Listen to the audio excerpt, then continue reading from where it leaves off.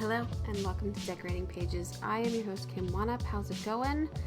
We are just chugging along on these FYC, Emmy, and SDSA programs. So I hope that you have been listening and giving just a good listen to some of the designers and decorators and their shows. God knows I've loved hearing about all of them, and just been, besides working and momming, just totally into viewing all these programs, not only the ones of that I'm interviewing, but just checking out everybody's work, and just throwing on a series that you're not really interested in, but just to see the sets, see the costume design, and see what other people are doing. I mean, it's all educational. At least that's how I think of it. So just throw on something you wouldn't regularly watch and maybe just take a look at it. And maybe it's awesome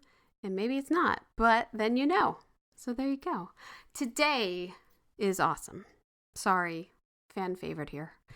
It's Severance. I mean, you have no idea. I did this interview back in March, and we held it till FYCs. So today I speak with Set Decorator David Schlesinger, and we talk about everything Severance, him manufacturing and making furniture, and time for camera testing, and the monochromatic design challenge, and the color of all of the sets from Milken's office, and the goat room we talk about, and Gemma's floor. Believe me, we get into it all. It's coming very fast because I don't have much to talk about, so I'm going to get to it in a minute. But I hope everyone is doing fine. The SDSA ballots have gone out, so if you are an SDSA member, please make sure to check your inbox and vote. Vote for good programming. And I'm not going to lie, I have two out there. Dr. Odyssey and A Man on the Inside, both season 1 shows. So it's exciting to have that. I'm very proud of the work, and their Man on the Inside is such a good show. I have never worked on a show where people have randomly just reached out and said how much they love that show, and I get it. It's just a darling show, and teaches you, and it's life, and it's lessons, and it's very loving and caring, and that's the Mike Schur world. So if you haven't seen season 1, I'm not telling you to vote for me, but I'm telling you to watch season 1 on Netflix. It's really good. So there you go. What else is Wannop watching? The Accidental Tourist. How about that? What was that, 1980? Shit. I think it was 1988. I believe it was 1988. Production designer Bo Welsh and set decorator Cricket Rolland. I don't know why I threw it on, because it's actually pretty depressing about a couple who loses their son, Kathleen Turner and William Hurt, and then he starts dating the dog trainer. I mean, they split up, but it's a beautiful little home that they have with designed old things in homes, like a laundry chute, and what is the town that they live in? God, I forget already. But it's a cute little design movie, I would say. A very vernacular of a small town, and then he travels the world. He's a traveler, so there's London and abroad in many different cities. I don't know how many cities he went to, but yeah. And then, oddly enough, I threw on The Long Night, 1947, starring Henry Fonda, about a criminal who's held up in an apartment building while they have a police shootout. It's super weird because there's still people in the building when they're having the shootout, and there's kids in there. It was weird. But yeah, I've never really been into Henry Fonda, or obviously he's a huge actor. And as I said last week, I watched On Golden Pond, and I thought, well, let me just look into some of his other work, because he's such a great actor. And I didn't want to do the obvious. So The Long Night was pretty good. I'm not going to tell you the ending. How about that? Another thing that came up in the last week, I had a conversation about rewatching. shows, full seasons, rewatching a whole series. So I have basically a top 4 that at any moment I could throw on and watch again. And for me, my top 4 is number 1, always, every time, The Wire. If you haven't watched The Wire, you probably should just shut this podcast down. It's the best show. I'm not even kidding you. And I think it's season 4, the one with the hookers. That's the one I actually really like. I don't know. I love that there's a different theme song every week. It's a phenomenal show. Let's put it out there. My number 2, Sopranos. No surprise. Everybody's got it on their list. It's fine. It's a great show. And I'll watch it anytime. Number 3, Mad Men. Because of the mostly, the design and the outfits and, it's just a great show. I mean, there's so many things. And also, I love that they progress through the century and the different fashion and the different decor and everything. It's just such a well-made show. My number 4 will be Game of Thrones. And that's a long haul. Game of Thrones is a long series to get through again, but I've done it twice. I would probably do it again. Now, I know a lot of people say Breaking Bad. Guess what? Never seen it. Never will. I'm not doing it. If you're going to tell me you don't never watch The Wire, I'm going to tell you I've never watched Breaking Bad. I don't care. I'm not a Wendell White fan. I don't know. I didn't get into it. I don't think I need to. And I already know the ending. So I'm not doing it. Now, my maybe I would do it, maybe, is Downton Abbey. Maybe. I don't know. They got the movie coming out. Maybe I do that. That's an easy rewatch. It's enjoyable. You throw it on. You don't have to really pay attention, but it's good. It's good acting. It's good stories. It's sweet. It's an easy watch. It's not like rewatching Game of Thrones where you catch minuscule things about a character you never thought about before. Like, it's pretty easy. So, here's my question. Do you have go-tos? Do you have a go-to series that you could rewatch at any time? Let me know. I'm interested. I'm interested if I missed one because I've been thinking about it. I don't know. But yeah, that's what I thought about this week. Also, I wanted to talk about, I finished a fantastic book called, what's it called? Who Cares? No, it's not called Who Cares. Where's my library here? It's called Who Knew? Not Who Cares. It's called Who Knew by Barry Diller. And it's his life story. And guess what? That guy's like my hero now. That guy was in the right place at the right time, but was ready for it his whole life. His whole life, he talks about it, how serendipitous things were for him in his life where he was lucky but prepared. You always have to be prepared. You can't, luck doesn't happen to people who are not prepared. Sorry, I don't think it does. So I would definitely recommend that book. I don't know if I talked about that. I finished Lauren also by Susan Morris and The Career of Lorne Michaels. I thought that was really good too. Tons of behind the scenes stories about Saturday Night Live and his whole career in Canada and when he left Saturday Night Live. I mean, it goes up until now. So it's very relevant and I liked it. I liked Lauren, and I really liked Who Knew by Barry Diller. I think it was a little romanticized. I'm not gonna lie. I think there's some things in there that was probably making himself out to be better than he was. But I don't know. I really liked it. So those are my 2 book recommendations for now till I start reading. I don't know what I'm gonna read next, so I don't know.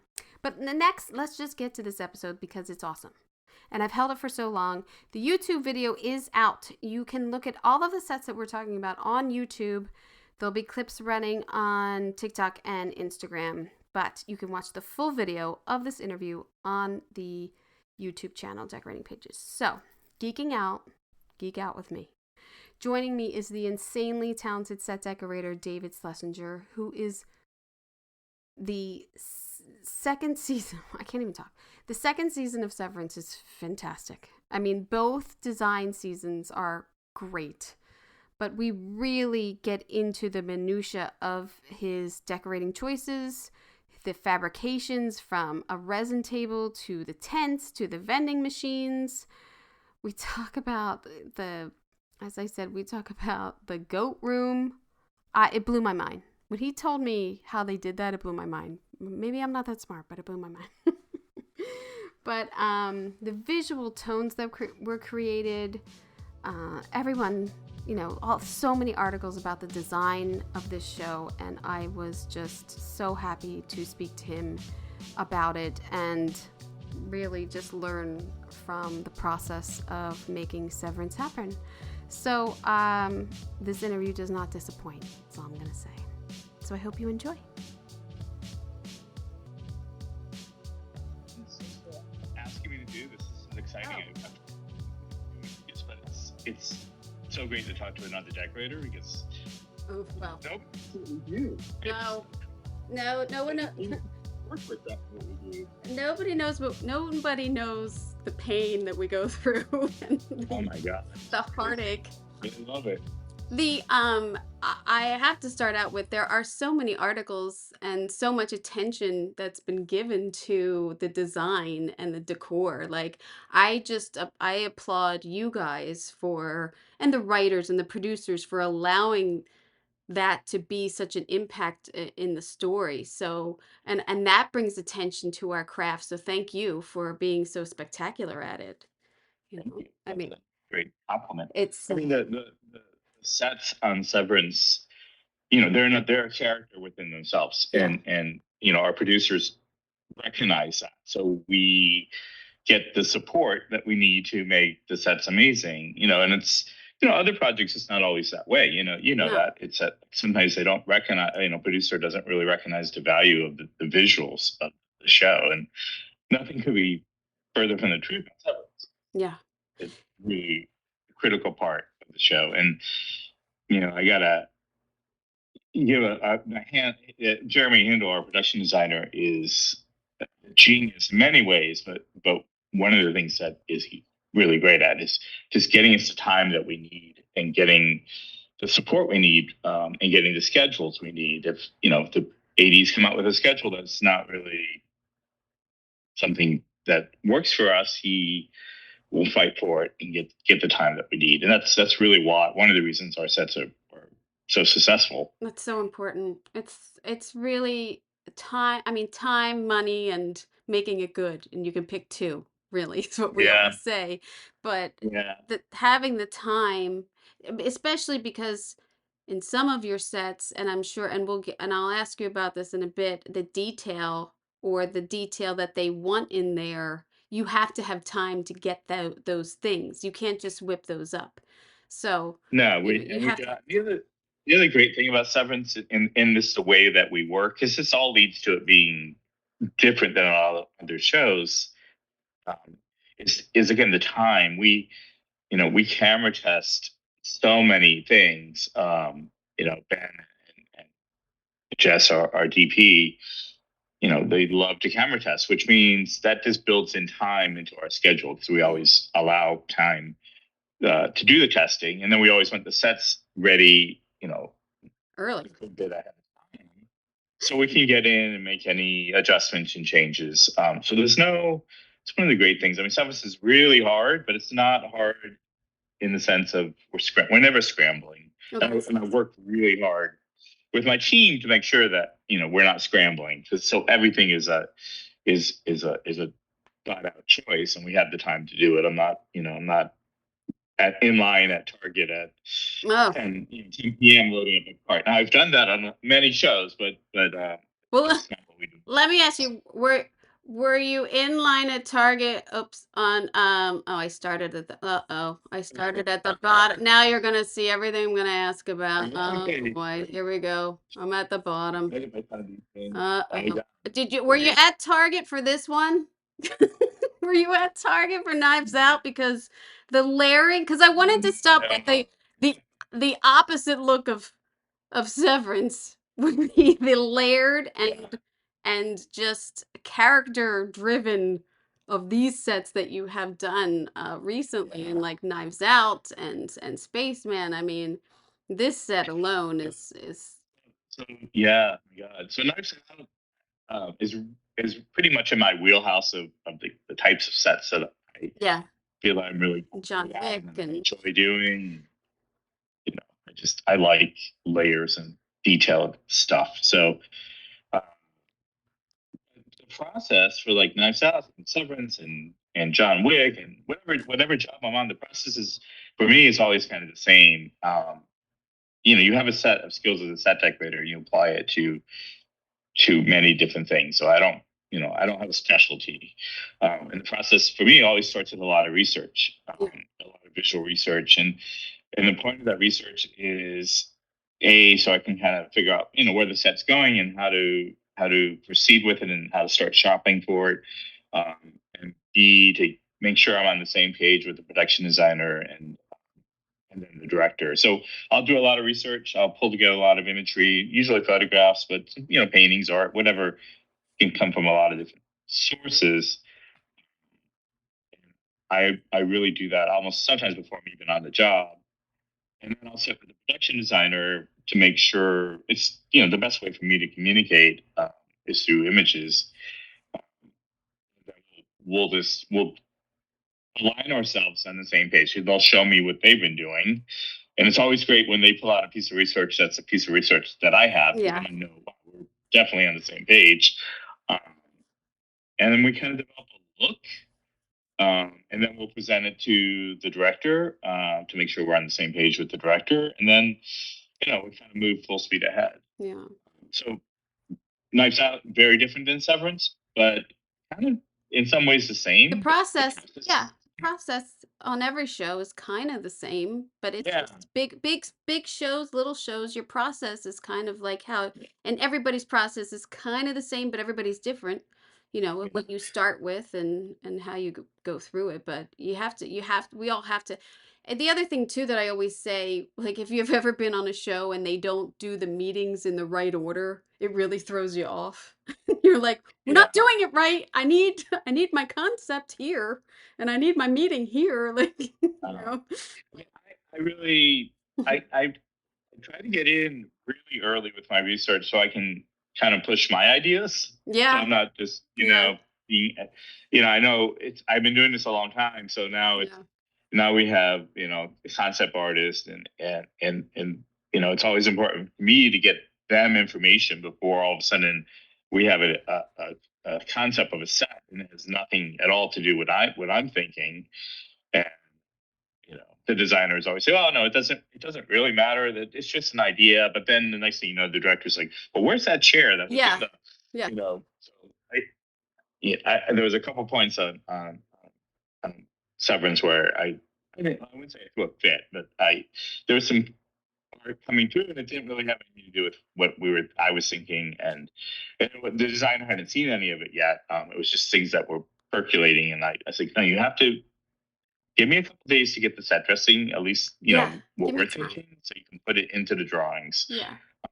And fortunately, Jeremy, really backed me up on that. He's like, "No, we have to get all that in there first."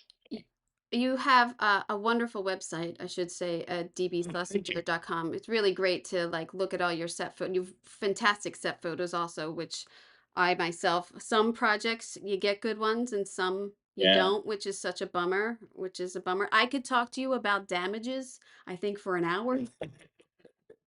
Damages was such a great show, The but process of breaking things or the oh, TV show. oh, damn it. No, no. Well, no. Damages season 1 is a Yeah. great that's a great season of television right there. That was fantastic. Thank you. But the first episode of of of Severance, I literally stood up on my TV, paused it and took a picture of these chairs and this scene because I thought this is so perfect. And how the hell did he get all these chairs? How'd you get them all? They're So perfect.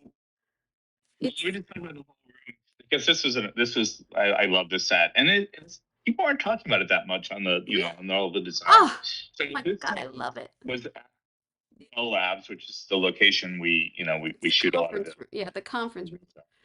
And it was a raw space. There was nothing there. Concrete floors, concrete ceiling, and I walked through with Jeremy, and I was really excited by it. He's like, "Yeah, we're gonna have a 60-foot conference table," which initially the room was much bigger. We cut it down to make room for that. There's an ante room, so the table I think was like 40 feet, and I was really excited by that because I knew I would be, we'd have to make it, and I wanted to find something that we've never seen, but I wanted a surface that we just didn't know what it was, and was kind of ethereal and floated. And we looked at a lot of different things, and finally, I was looking at some resin furniture, and resin seemed like the way to go. And Mm-hmm. we started working with a resin artist, and he made the table. So the table's fabricated. Mm-hmm. The chairs are Shiro Kuramata. It's called the apple honey chair, and we just bought them at auction. We got really lucky with a couple different sets of fairly large sets, and this is again where time really, on a lot of shows you won't be able to do this because you just don't have the time. What You know, was we your had, prep? What was your prep? I don't know. You don't know? Uh, Well, and I should have checked that out before. I mean, I probably started maybe 14 weeks before we started shooting, and I mean, this, you know, fairly far into shooting. So but you didn't we have, had they didn't have any of the standing sets, right? Because it was so long ago. we did. Oh, We you have did. You had, MDR was standing. The oh, seventh wow. floor was standing. Uh, what else was standing? Cobell's office was standing, but we redid it. Right. We changed it to new character. Mark's house was standing. So I did not do season one. Right. So yeah, we had Well, that was three, nice. You we had didn't three, have to like give that we had three time. stages. Yeah, we had 3 stages of scenery up, and then we ended up with 2 more stages. We took over the whole facility, so we had 5 stages plus we had labs, which is basically a stage. I mean, we had this set there and a couple others, and then yeah, I think it was, we had standing sets kind of all over the place. So, so if you have like 60 chairs here, maybe No, no, I don't. I could look. I don't know how 40, many. It's not that many. Maybe 40. 40. And then in New York, we do things differently in New York. Just the union we have different kind of jurisdiction for set Yeah. dressing. So we do flooring. So we do Right. all carpeting and tile, and we do Glass. ceilings, Yeah, you do glass. and we do glass. Which is, I did John Wick 3, which we had a glass building, so that was insane. So in this set, like all these light fixtures I had fabricated. The ceiling is an amazing ceiling, which you don't really see, but we installed that. Set dressing installed that. It's a metal ceiling, and then carpeting. So we're doing. It's always funny. Producers come in from LA and they look at our man days and like, oh, you get so many. Why do you have so many people? This is and because we do a lot more. Yeah. You have the same number of people in LA or somewhere else. It's just other departments, construction's doing it or somebody else is doing it. It's just Yeah. It's the same. It's still the same amount of work. It's just a different department doing it. I mean, they never understand that. yeah, I don't. Well, I don't understand why it's different in New York than it is in LA. It's weird to me that it's different. And I think this is I think it's a theater. our union is structured a little different too. And I'll talk about this because it affects. So and maybe I'm wrong but in LA, isn't it like you have categories? So you have set decorator, lead person, Yeah. assistant set decorator. Yeah. In New York, it's just all one. We're all. It's a prop. So my card says prop. So, which Well, yeah, we're all like prop makers, but then we're divided. Yes. yeah, we're not divided here. So Yeah. which is great because people can move around. Yeah. It's easy to move around. A lot of my assistant decorators are really they're decorators. They've all worked as decorators. So Yeah. I can work as an assistant or I can work as a set dresser, which is great when it's slow. Yeah. Yeah. That's how it should be. I mean, we should just be able to get a job. We're in a union. We should be able to get a job. I mean, Yeah. we all pay dues. Why not? But yeah. So, Uh, all over the place. But kind of I'm don't mean to ramble, but No, I think no. the purpose. What I'm saying is because I can hire such incredibly great people. I can hire people who can take a set and run with it. It gives me a lot of flexibility. Yeah. So what I'll usually do is I'll assign a set to a particular assistant, and then they'll work on that, and we work kind of closely together. This was the break room, which was an existing set, but we repurposed it and changed it quite a bit. These chairs get a lot of love online. So they People love were, these chairs. yeah. So this was scripted as beanbags. Oh, wow. I'm like, that'll never work because Actors don't like beanbags. I'll tell you no, that right now. actors don't like them, and they're not Neither do really. DPs. They The don't fall into Nimrod. the sound department like them either. Yeah. It Yeah. would make a lot of enemies. They Yeah. also don't fall into the Lumen aesthetic. They're just so messy and kind of bouncy. So, we this is a perfect case where we would take something and really from the script and just do our own version of it. And we looked at a lot of chairs, and these really fit into our world because we kind of like the idea that a lot of things are made at Lumen and a lot of things are 3D printed. Not that these chairs are 3D printed, but they look like they could be. And and they're not that well known. I mean, I really try to avoid anything that's iconic. They should be. I mean, maybe they are now, but I mean, Mark Newsom's a really well known designer, and they kind of fall into the same shape as the projector. So Yeah. we're, They work and perfectly they're, with it. The Nimrod chair, right? yeah, Nimrod. Yeah. they're, What a great name. I don't even think we reupholstered them. I think Did that's they the come? color. I saw that they came in different colors, like red Yeah. and bright blue and everything, but and I to be honest, I don't know because it seems like the color timing on this show is so different. I have no idea what colors if something really is in this show Yeah, compared we to don't either. I It's a real no, it's a real challenge because yeah. the color timing is so specific, and everything goes through. I guess it's called a LUT, which is a type of a filter, and we don't exactly know how things are gonna look. So that's why we camera test so much, so we can see then. But So so are when we're shopping, so are we'll test a lot of different fabrics to make sure we get into the right range. And I reused them here. are they the I have same color? Are these the same color? no, No, they're the purple. They're purple? these Those are purple. these are purple, and in the other room, we everything in this room is pretty much the same color.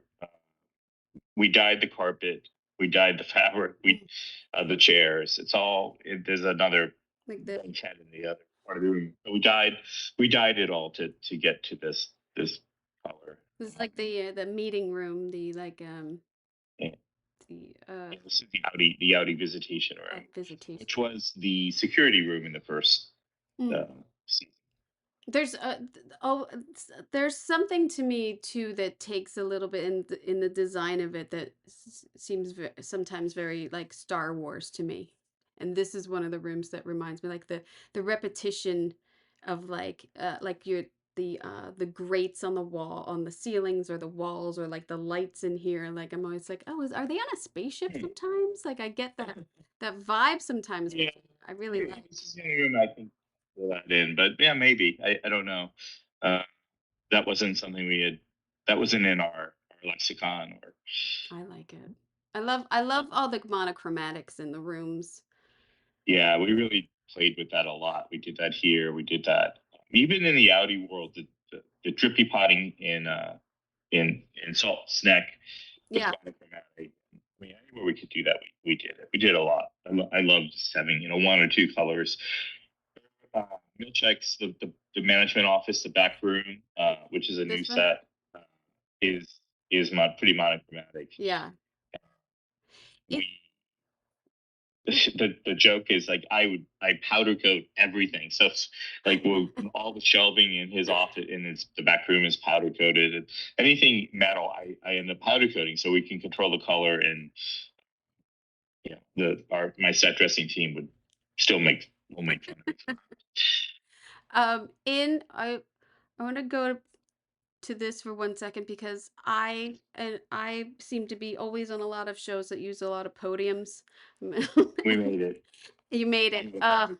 Oh my God, I love it. It looks like it's a book opening to me, or like Yeah. bird or something. It's like it's such a beautiful like podium to me, or lectern, or it's a beautiful piece. Yeah. We fabricate so much stuff. Yeah. I don't know what percentage, but I would say at least 40%. And this is powder coated. It's fabricated and then sent out to be powder coated. Um, and, I've done fabrication in the past. I did a lot of spaceman, but nothing at as much as we did on this show. And it's incredibly challenging. Yeah. Like the vendor who I had a lot of different vendors, and the one who did this, I think they had to make it 3 times because they could never get it to line up. Mm. And we have what we call the lumen standard. We're very precise about things. It has to be perfect. So we did eventually get it. I think we made 2 or 3 of them. Oh my And hopefully we'll see it again.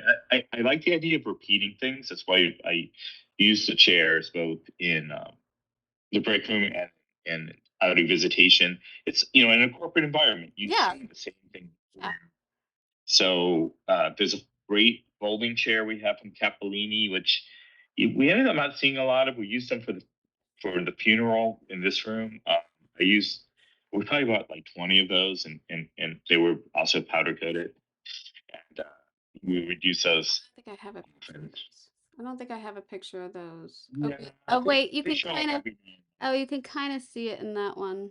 yeah, but they Yeah. fold They're together like beautiful. this. They I can't even describe it. They fold flat. They're so cool. So the artwork, which is there's not a lot of artwork in the show, Which is yeah. which is This is the only piece of artwork on the severed floor that we brought in. Everything else we create. was this scripted, or was this No, an idea from you no. guys? We don't really. So the show started the original script, season 1. It was written as an office, like a kind of a regular office show, and then Jeremy Hindle and Ben started talking, and you know, Jeremy pitched these ideas of what is now Severance, and it really took off from there. So most scripts on Severance and any other job is don't really give you a lot of information, which is good. It means we can kind of run with it. So this was from Jeremy had a conversation with Trammell, and asked for he's the actor who plays Milchek, and asked for what his world would be like, his office would be like, and he had mentioned icebergs, and not as art but just as a thing. And then the other thing he had talked about was the duck rabbit statue, which is on the left. Uh-huh. That we created in house. So yeah, the painting is from an artist, Lisa Lebowski. I hope I'm pronouncing her name correctly. Uh, and it's actually crazy because we found out later that it's a painting of an iceberg in Newfoundland, which is where we shot the Salt Licks episode. Oh wow. And it's from a series and this happens all the time on Severance. These crazy coincidences. It's from a series of paintings called, I think, Severed Icebergs or Severed. The word severed is in the title, so which we didn't That's know. crazy. That's crazy. And it happens always. It's just crazy how much which means we're doing the right thing. Like I think the universe has us that just says, yes, you've done. This is what's supposed to be here. It's funny to me because I was going to ask you about the bird head because I I not that I'm like a Severance freak or anything, but my whole TikTok feed is nothing but like theories, and there's so many theories about like that come up about the set dressing and about that duck head. And about the significance of it and what it means and why it's there and why it's in his office, and so it's like, well, the actor suggested it. It's like, Well, it's like more than that. I mean, if you look at it, so there's a famous optical illusion called the duck rabbit. So if you look at Yes. it's a picture, when you look at it one direction, it's a duck, in another direction, it's a rabbit, which Right. is, you don't know. You're not quite sure what you're looking at. And that's what this is. And it works. I mean, I'm looking at it now. I'm like, wait, is it a duck or is it a rabbit? I mean, there's also a lot of like, oh, the goat thing, like the goat things in Mark's house, or Mhm. like, things like that. But In in Devin's house, sorry, yeah, that's a season one. point. That's from season one. Yeah. So, but yes, we have little. Yeah, we like to do that. But things like that, are things like those are they asking you to put those in? No, No. it's not. But it's because you're a set decorator, because you're thinking about this, because you and the designer are thinking like, okay, well these things are meaningful and could, and like it's part of our jobs putting these things in. Yeah, and a lot of it is intuition, and we Yeah. just feel like it's the right thing. And, it all goes through. It all ultimately all go through. Ben and some Dan, sometimes the writer, to is this correct for what we're doing? Is Right. this correct for the story? Is this you know?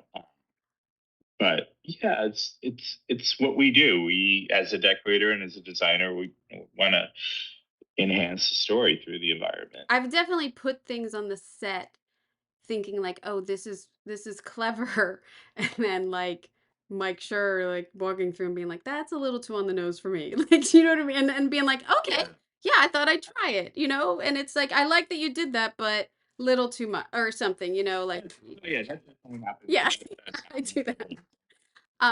I Usually it's the design. I depend on the designer almost as an editor to yeah, kind of keep on track. They'll come through and like, maybe that's not a great idea.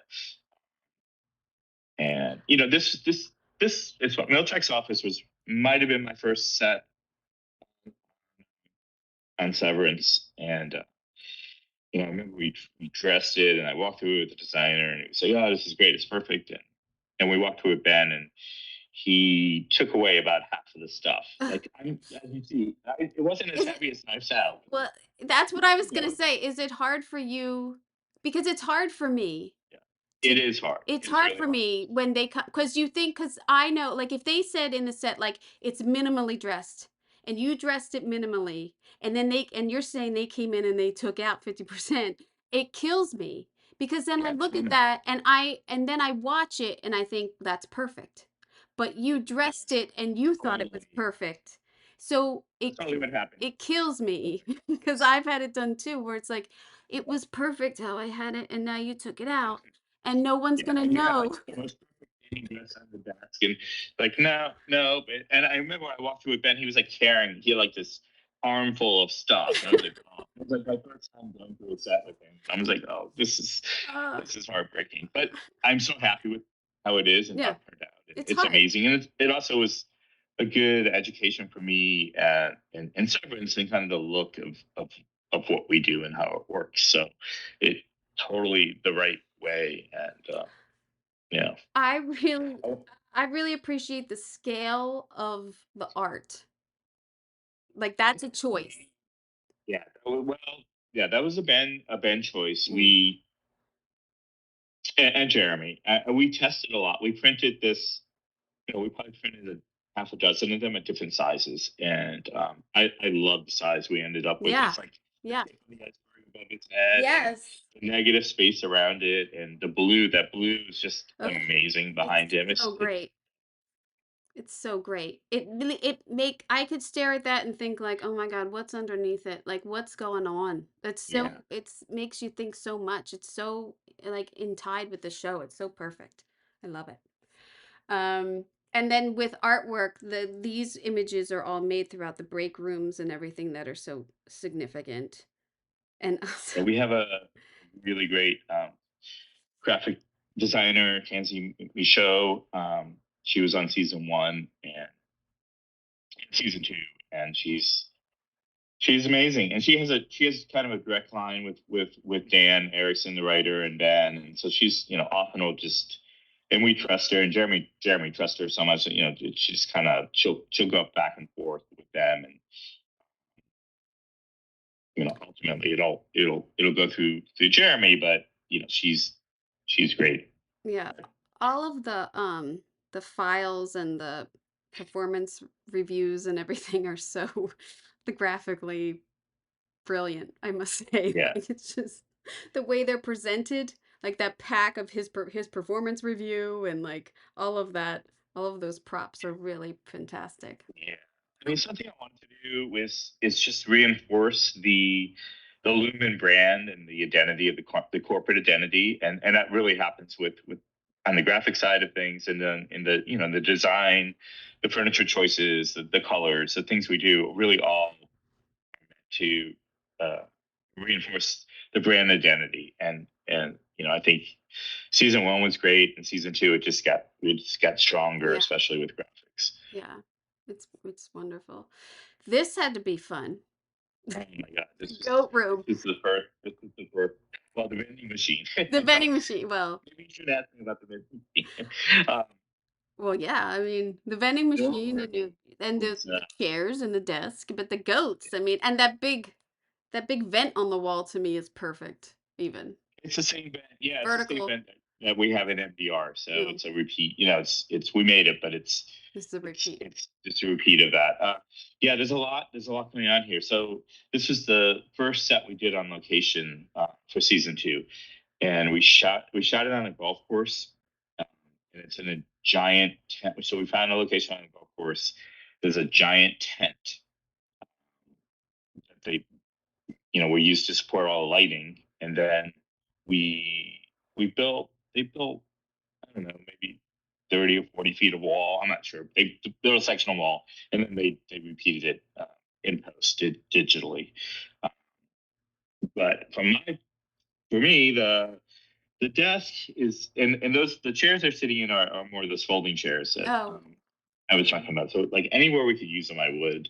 And the desk is from an Italian company, Olivetti. The same people made the typewriters. oh, fun. They had a line of furniture in the '60s. I don't know if it was ever imported to the US. I had never seen it before. I was like, this stuff's amazing. So I just bought up so much of it, and we use it, and it's powder coated. So we would powder coat everything, so it's all the same. And we use it. We use it quite a bit. You don't really read it so much, but we do. Like the back room in Milchek's office is all Olivetti. Mm. I used it in Gemma's office at Gans College. It's all Olivetti. Just again, I wanted to use something that wasn't familiar. Like I didn't want to use a tank desk here. I wanted to use something, Yeah. a version that was just a little bit off, and then by powder coating it and changing it up a little bit, it becomes a new I thing. mean, all of your choices aren't um casual. They aren't predictable. And that lends so much to this story of like, where are they? Are they in Europe? Like are they in Europe? This isn't like American, like it's not like even the vending machine or like you're saying the chairs and everything. Yeah. Yeah. Oh my So, god, that is a nightmare. oh, you always get to easy things. that was uh that was the first thing we fabricated, and I was very excited to do it, and we found this guy who makes custom vending machines, and um, he was, I don't know where he was. He wasn't in New York. He was like in Minnesota or something, and we were communicating with them. We did the design work, um, you know in house. We sent it to them, and they would send us pictures, but they were always from far away, and it looked really great in the photos. And then when it showed up, a Poor total boy. piece of garbage, and remake.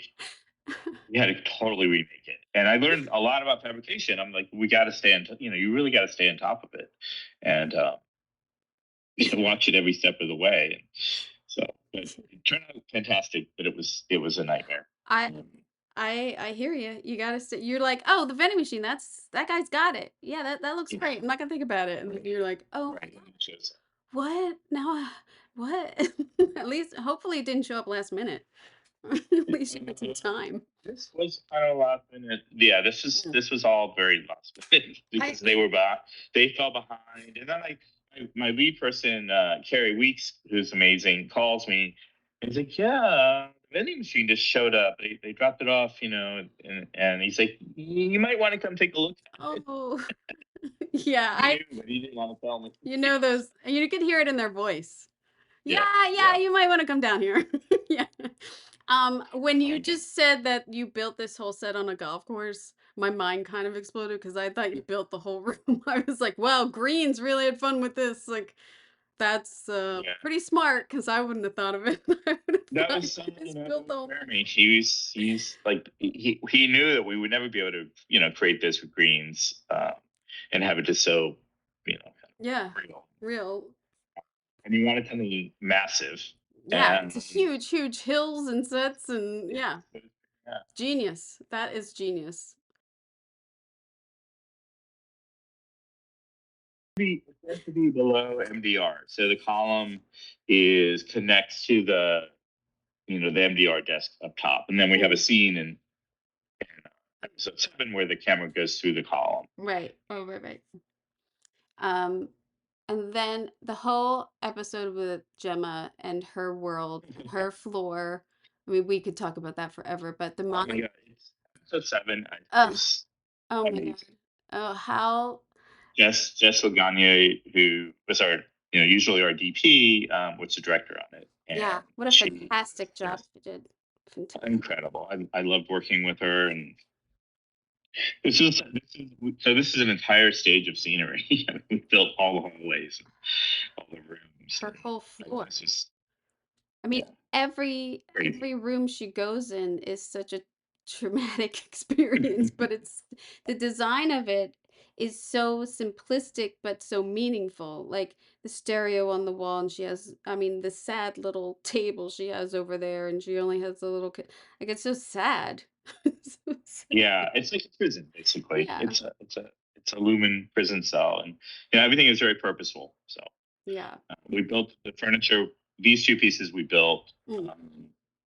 and then the table that she sits at we built, and then other stuff. The kitchen we built.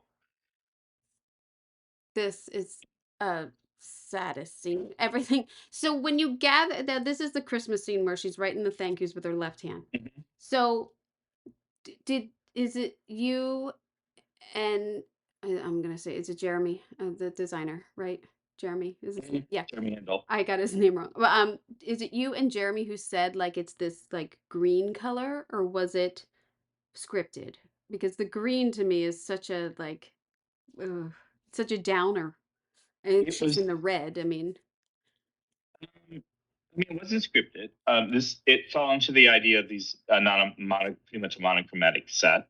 Uh, Jess Lagana was really involved in the color with this, along with Jeremy. I think we tested a lot of greens.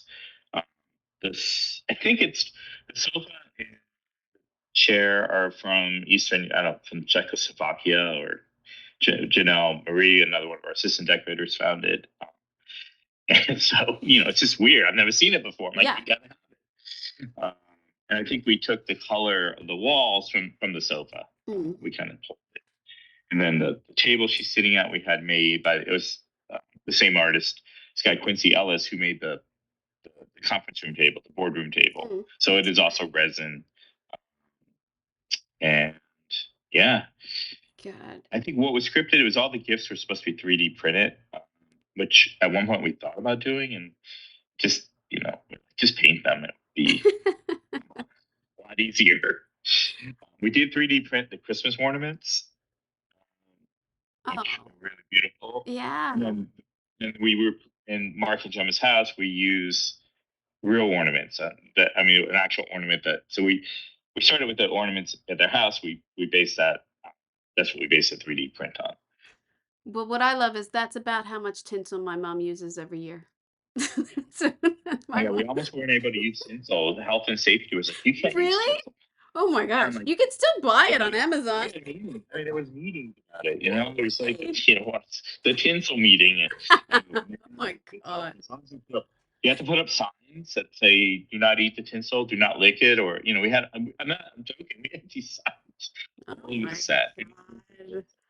Oh, so sensitive. Perfect. Your power coating everything, and they're worried about the tinsel. Yeah. Like, You can't see it, but the drapery in there is the same. It's oh, a green colorway, but it's the same fabric that we used in the airplane for the seats in the airplane. wow. It's, it was my harem fabric. So much detail, David, so much. And then we get to this episode, which I didn't appreciate watching her take a nap, but I get it. There was a lot going on in this episode, but like time's ticking, people. I don't want to watch her take a nap, but the inspiration for this town and for this look, where did this come from? Yeah, we just wanted to this idea that Lumen just kind of decimated this town and left it behind. Yeah. And so this house is an actual house. The bedroom where you're talking about she's taking a nap, but she's lying down is on stage. Do I have? That I have. Yeah, yeah. So this is on stage. The bed is, you know, she was sick. The idea was her mom was sick for a while. So Yeah. Hospital bed. So creepy. It's so yeah, creepy. but this bed is from a ship. It's a hospital bed from like an infirmary. Oh, Ship. nice. It's There's a lot higher, and Ben's like, you gotta, you know, he wanted it lower, so we ended up cutting it down a little bit, which is probably a good idea looking at this. Like, I should be almost touching the ceiling. But weren't you so happy to get into these types of sets after being at Lumen for so long and really diving into like, oh, let's curtains, let's get some dirty, let's get some detail, and I mean, Absolutely. This is more my world, and you know, Mark and Gemma's house was just one of my favorite sets. well, I don't think I put any. I mean, I took a screenshot of this. That's why it looks different. But like the detail of all of this and like the meaning that you have to go through with some of your smalls and really getting it This is storytelling.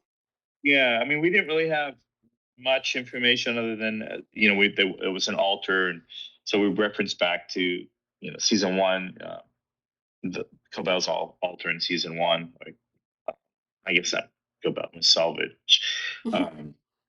And so some of these objects are from like those heads are I think were from the season one altar, and then I just shopped a bunch of Katie Lobel, who was one of our assistants, shopped a lot of this stuff. I just put it all together like on the moment. And I think there's I was reading on Reddit. I think somebody was talking about the whale bone theories about it. Oh my god! And all the theories are right in my mind. It's like a piece of art. You have 10 people look at it; they're all going to interpret it in a different way. But it was just an instinctual kind of thing for me to do to create this and these layers. So many people talked about this. I mean, it's like you're blowing people's minds. I started in the film industry in New Orleans, and I've done a lot of voodoo altars. Yeah, there you go. In my back pocket. But this to me too was such like almost like everybody out. Everybody get out. I just want to focus. I want to focus on this for 5 minutes. Just everybody, please get out. That's exactly how it worked. Yeah. And I was lucky because this room was actually at the location, and we could only have 3 or 4 people on the second floor of his house at a time because it was really falling apart. Wow. And that really helped have some alone time to dress this, which you never get. No, you really don't. I do want to go back. I have it in the wrong order here, but the house. This house is amazing. Where's this? Where's this house? So this is I think the town is called Prairieville. It's in upstate New York, near Hudson, New York. And yeah, we looked at a lot of houses, and I mean, this could not be more perfect for the Egan's because the top. We didn't see a lot of it in the episode, but the top is glass, but beneath it is subterranean. A lot of the house is subterranean, just crazy. Oh wow! Yeah, this was. And to catch it on such a beautiful snowy day. Well, that snow wasn't there. No. I know that. And that's, carpet. We carpeted the entire house. Oh, wow. And this happened right during the strike, right before the strike. So this is this is a true story. I was on the phone. I was in Canada. And I was on the phone with our lead person, Keir, and he was worried about getting it all done in time. And he was calling me to say, "Oh my God, we just finished it. It looks amazing." They were done like 2 days ahead of schedule. He was really happy and really proud of it. And then I had call waiting, and I clicked over, and it was our producer. And she's like, "We're not going to shoot there because of the strike. Oh my God. You're going to restore the house, pull out all the carpet." Oh my God. So then, eventually after the strike, we came back and we recarpeted. Um, and yeah, everything was we brought in, and the tables. Yeah, I wish you saw more, but the table's amazing. It's from a designer named John Palm, and it's actually severed. It's two large pieces of glass that are severed, and not even. I don't even think it's in the middle. It's like off one side. Mm. I don't think I saw that in there. It's where she's having the egg. Yeah. But you don't see much. What is the artwork over the fireplace? It's a wall hanging. It's Wall hanging. Tapestry. I don't have the name of the artist in front of me. Unfortunately. It's really pretty. It's gorgeous. It was not. It was this thing. Yeah. This again. It was this instinct. We saw it. I was with Jeremy, which is a rare thing. We don't spend a lot of time out shopping together, but this one day we were, and we saw it, and we're like, "Oh my God, it's perfect. Let's get it." Do you find that the vibe for this house is just like uncomfortable? Is that what the vibe is for this? Like just Weird, weird. uncomfortable, Yeah. things that you've never seen before, like things you would, yeah, Yeah. just like Just weird. they have all this money, they can have anything. They're Yeah. gonna have one of a kind, you know, beautiful things. Yeah. Oh, nailed it. Um, I know I'm running out of time with you. You sent me this. You sent. I have all. I'm Oh, the I you sent me this little video this morning, which I didn't see on the Severance Instagram page, but then I pulled all these little details that you had they have on the Instagram page from, is it you and your buyers had No, posted? this is just Katie. Her shopping. She put it. These are things she was working on through the show, and I loved it because it shows just the kind of behind the scenes process. Yeah. And the blank. That's the blanket from Cobell's mom's bed. And we dyed it. We dye everything. The plate was The plate find is a fantastic one. That's great. I sent her to this. I knew this dealer in New York that I hadn't worked with before, but I knew they had an amazing, 18th, 19th century dishware. And so she went there and, looked at, photographed hundreds and hundreds of plates, and I kept going through the photographs. And finally, I went there with her, and she knew this one's the one, but I had to look at it, all of them. It's perfect. It's perfect. And so many theories. I'm very happy about it because there's only one. Yeah, yeah. But we figured out a solution. We made duplicates. Oh, there you go. Make Make props happy. Get doubles, get triples. But that Instagram story is pretty fantastic too, and just the amount of research and places that the buyers and ourselves have to go to, and the places it takes us. Oh, the places we go. That's the one That's the fun part of it. Yeah. And these dirty basements. We spend a lot of time in meetings, and our buyers are doing the fun stuff. I know. I miss that. I miss going. Although I don't. So there was that one picture of all these like this old drapery or old, I don't know what it was, but I was like, oh, that is gross. That is gross. I do not want to be in that room. That picture with the babies, that's all. Yeah. That's all stuff she bought for the shrine. I mean, there's like just like sunken baby heads. I don't even know why. I don't know why it still exists. It's so weird that people hang on to this stuff. It's so weird. Thank God they do. Yeah, yeah, I know. And then this, the art at the in the last episode. how long did that take to like talk about, to produce? I mean, that's a big discussion, that piece of artwork. Yeah, both of these are a big discussion, Yeah. and I wasn't really involved Mm. in all that much. It really, we have a in-house illustrator, Danny, who is amazing. He did both of these, and then we would send it over to the Scenics, and they would paint it from his illustration. So not lots of discussion went into them.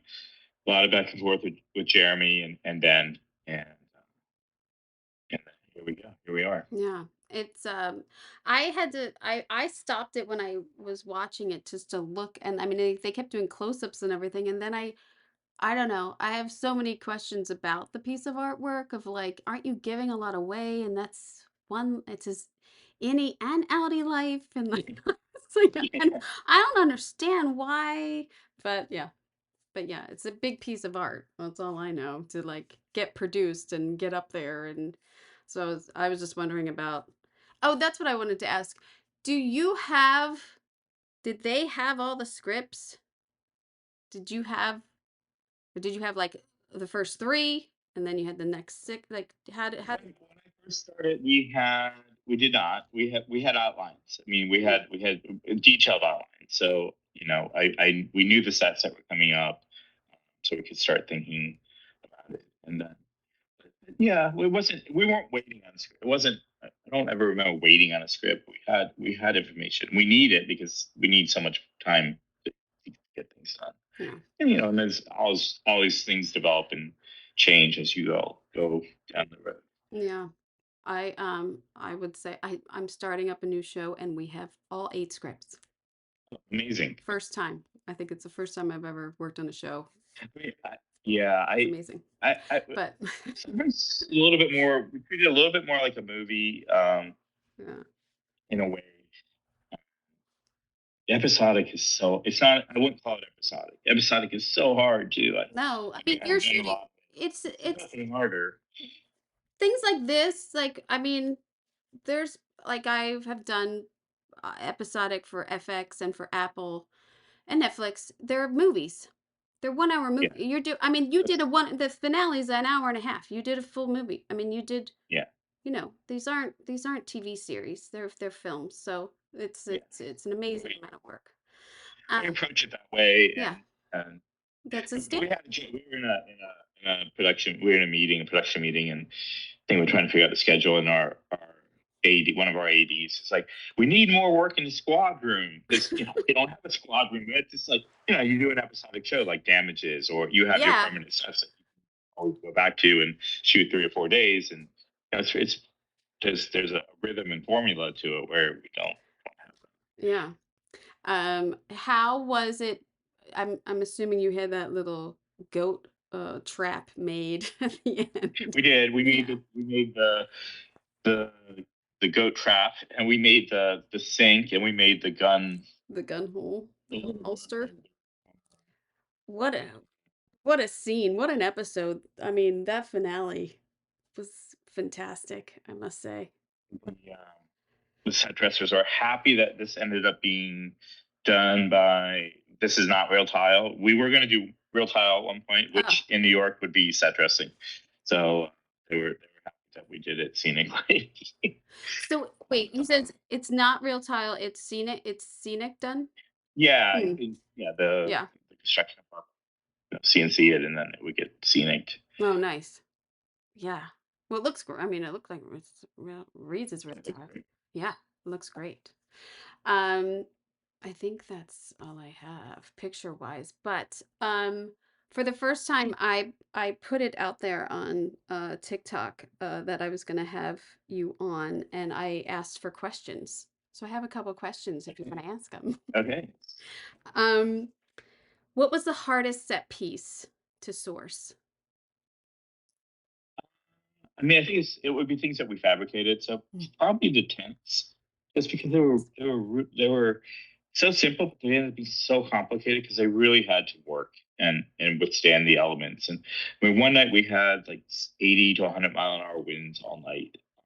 Mm. So was, I would say, the tents. And the other thing, we love Dieter Rams, the designer. He's been very inspirational in kind of the look of the show, and so the television that's in the Christmas room, and we see it again in the boardroom, was pretty challenging to come by. And we ended up getting it from the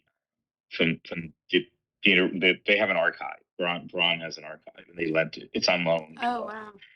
So we had to send somebody to Germany to go pick it Oh up. my God. Um, That's trust. yeah. How Well, much it's in how great much was condition. that deposit? No, That's like, I don't know. That's did accounting let you do that? yeah. That's awesome. This probably might not be you, but is there a significance of the color purple in wardrobe and in set dressing? Um, I mean, we are very color is very controlled, and we think a lot about it. But I don't know. Let's let that remain a mystery. Okay, I think so too. But I think I asked you this already. How much of the Keir Shrine was the writers and or was it you're doing that was mostly from your sources? Let's see. Yeah, I mean, I think on those things, it's mostly our doing, but we would send it through. We have a good relationship with Dan, the writer, so we would always send him questions, and like for instance, in the birthing cabin, there's two like statues there and irons, but I had this idea of having figures on top of them, and then we came up with the idea of making sculptures, and then we made up, who would they be, and Keir and his wife, and so we were talking to Dan about that, and he's like, Keir should be pregnant with industry, Mm. so we have those two. Those two. There's a shot of them. It's pretty amazing. They're two pregnant figure. So we communicate with the writer quite a bit. Oh, that actually answers another question about what was the inspiration of the town of Keir. So that answers that one. Um, Yeah, I kind mean, of. Cheers, they control. Lumen controls everything. Season one, I think, was a Cheer clothing store. One of the windows, the Yeah, shop the windows. window dressing. We did a little bit of that, and we didn't do much street dressing. There's a store window we dressed next to the Chinese restaurant. There's a couple windows next to where Irving makes his phone call, but we didn't really see a lot of here where you could see much. Did you fabricate that neon for the Chinese restaurant? I think no. That Is there? might? Yeah, I don't know. I don't remember. That's huge too. Everyone's talking about that neon being the name father. Yeah, is that in? I don't think we. Yeah, I don't remember. It becomes a blur. I know. You do so. I know. Uh, The other ones I'm reading, well, I answered a lot of them during the interview, so but thank you. I could talk to you forever, ever. You're so good. But yeah, this is it's a lot of fun. Nice it's talking to another decorator. it's such a great project. I'm so jealous. So jealous. I'm so lucky. I feel so lucky to be on it, and Now, working with when Jeremy. It's a dream team. He's an old friend of mine. We've worked on other things together, oh, and that's great. That's I great. was turned him down for season one because I was on something else. Was regretted it. But, Well, you made up for it. You got season two. When what do you think season three? I mean, like I like the big announcement, like oh, it's picked up for season three. Like yeah, no kid. To me, I always think like the name of the production company is fifth season, and I'm like, well, they're probably yeah, gonna go 5 seasons. Like, yeah. to me, I but mean, in fairness, we started season two in COVID was still a thing, so that was we were working, but it was still testing every day, going through all that, uh, and then the strike really had a yeah, huge impact. yeah. I mean, I And Brandon said it will not take as long, so that's true. I don't know when it's starting, but Hopefully soon. I'm not working. I'm available. I hope it does. I mean, I know it's a long road to get, these big shows written and, designed and up and running and everything. And as a viewer, you just want to consume, but, you know, it takes time to get there. But a wonderful job, just a wonderful job. Thank you for giving me the time for this. Absolutely. Thank you. I absolutely would love to talk to you again about just a huge thank you to David for walking us through the incredible world of Severance. I really am just still thinking about it. And you know what? I would rewatch Severance too. I would rewatch. I rewatched the last episode to get ready for the second season because it had been so long. But I'd probably do the whole thing again. I mean, it's only 2 seasons right now, but I'm saying like when it gets maybe. Well, let's hope. So yes, I hope that you love this episode as much as I did. Don't forget to subscribe and please leave a review on Apple or Spotify. And comments and questions, I'm taking them on any platform, so go for it. If you want to see what we're talking about, as I said, head over to the Decorating Pages YouTube channel for the set photos, bonus content, and full episodes. So links are in the show notes, so go for it. Thursday, you are getting the studio. Ooh la la. So you have from now till then, finish up the studio and Apple. So many questions that I had for Julie and that set, and just amazing work from that team for a half hour. Amazing. So we'll be diving into that. And then next week, Matlock and Dexter. So yeah, I hope you got an earful. I am Kim Wannop for Decorating Pages.